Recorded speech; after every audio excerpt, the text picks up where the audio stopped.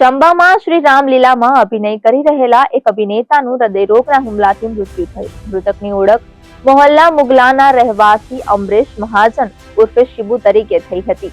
આ ઘટના મંગળવારે રાત્રે 8:30 વાગ્યાની આસપાસ બની હતી. મૃતક 73 વર્ષના હતા. અમરેશ છેલ્લા 40 વર્ષથી ચંબાના ઐતિહાસિક ચોગનમાં શ્રી રામલીલામાં અભિનય કરતા હતા.